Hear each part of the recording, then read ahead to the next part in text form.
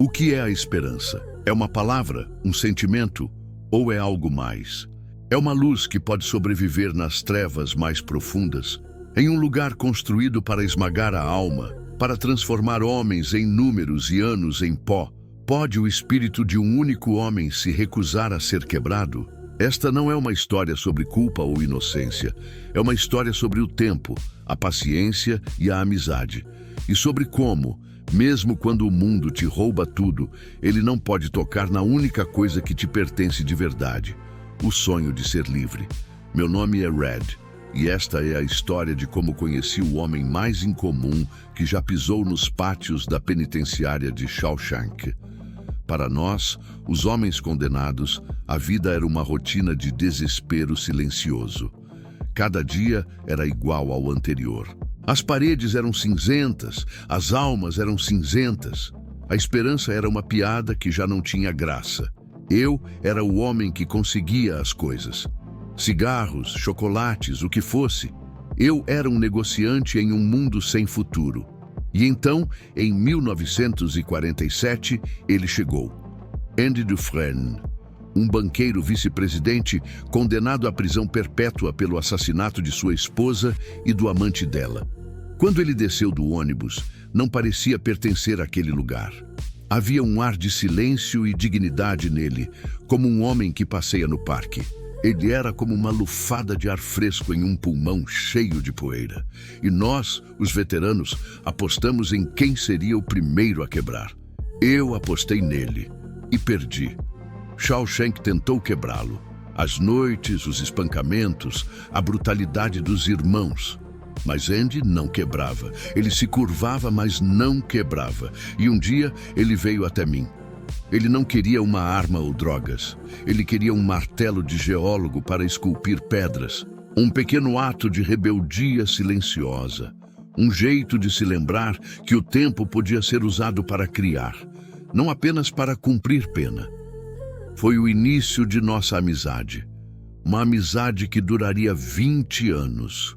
A primeira vez que vi a verdadeira força de Andy foi no telhado de uma oficina sob o sol quente de 1949.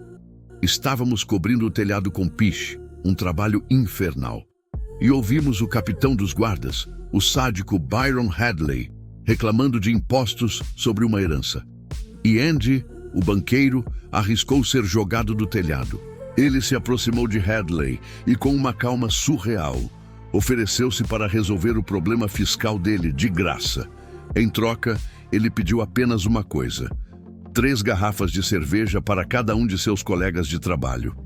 E nós conseguimos. Por 10 minutos, sentados naquele telhado sob o sol, bebendo uma cerveja gelada, nós nos sentimos como homens livres.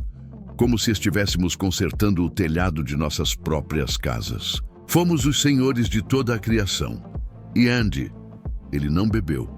Apenas sentou-se ali, com um pequeno sorriso, observando-nos.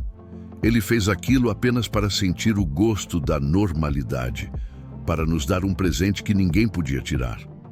Naquele dia, entendi que Andy Dufresne era diferente.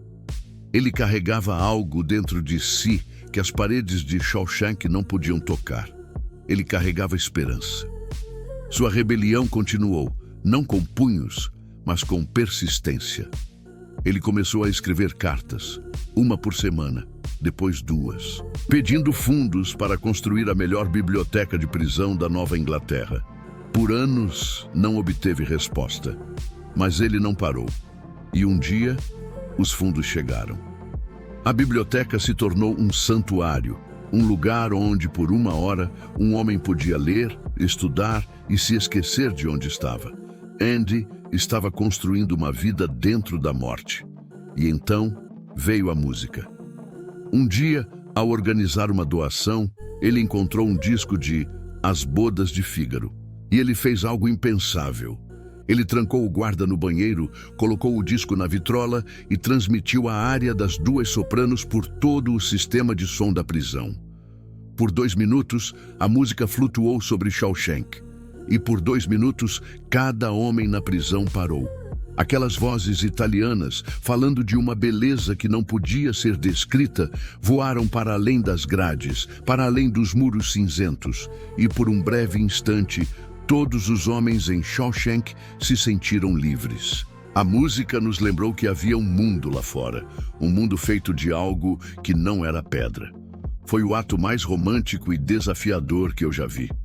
Andy pagou com 2 semanas na solitária, e quando saiu, ele tinha um brilho nos olhos, porque ele sabia que a música estava com ele, em sua cabeça, em seu coração, um lugar onde ninguém podia tocar.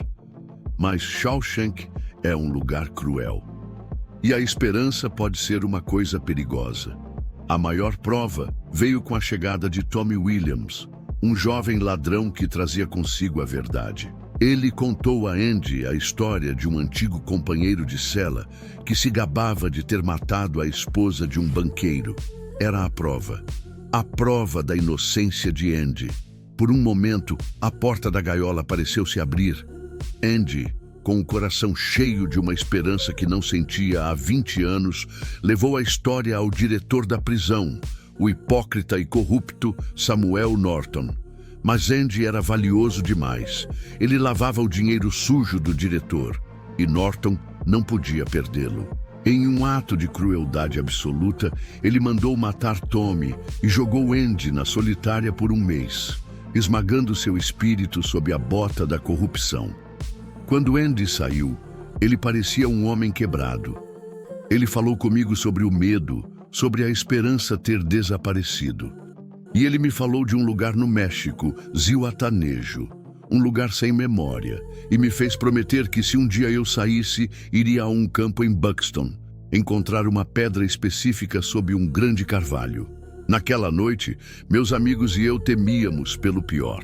Temíamos que Andy tivesse finalmente desistido. Mas Andy Dufresne não desistiu. Na manhã seguinte, na contagem, a cela de Andy estava vazia. O diretor, furioso, jogou uma das pedras de xadrez de Andy contra um pôster de Raquel Welch na parede. A pedra atravessou o pôster e ecoou. E ao arrancá-lo, eles descobriram um túnel que Andy Dufresne cavou com aquele pequeno martelo de geólogo ao longo de 19 anos. Naquela noite ele havia escapado. Rastejou por 500 jardas de esgoto e sujeira que eu nem consigo imaginar. E saiu do outro lado, limpo, livre. Na manhã seguinte, ele visitou vários bancos, como o homem que ele havia inventado para lavar o dinheiro do diretor, e saiu com toda a fortuna suja de Norton, e enviou as provas da corrupção para um jornal. Quando a polícia chegou a Shawshank, o diretor se trancou em seu escritório e encontrou sua própria forma de justiça. Andy Dufresne, o homem que entrou inocente, saiu como um gênio vingador. Eu saí em liberdade condicional no ano seguinte. O mundo lá fora era assustador.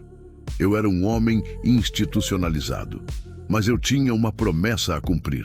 Fui para Buxton, encontrei o campo, a árvore, a pedra, e debaixo dela uma caixa. Dentro, uma carta de meu amigo. Ele me dizia que Zihuatanejo era real. E me lembrava que a esperança é uma coisa boa, talvez a melhor das coisas, e nenhuma coisa boa morre. Naquele momento eu tive uma escolha simples. Ponha-se a viver ou ponha-se a morrer. Eu escolhi viver. Eu violei minha liberdade condicional e cruzei a fronteira, e rezei para que do outro lado eu visse meu amigo. E lá estava ele, na praia ensolarada de Zihuatanejo, trabalhando em um velho barco. Um homem livre em um oceano azul pacífico. Eu caminhei pela areia. Ele levantou a cabeça e sorriu. A jornada havia terminado.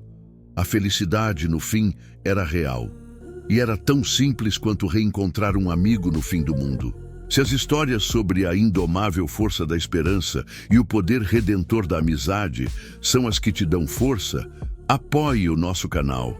Deixe seu like para que o sonho de liberdade de Andy Dufresne inspire mais pessoas, se inscreva e ative as notificações.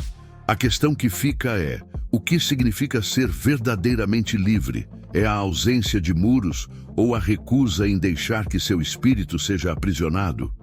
Compartilhe sua reflexão nos comentários. Até a próxima grande história.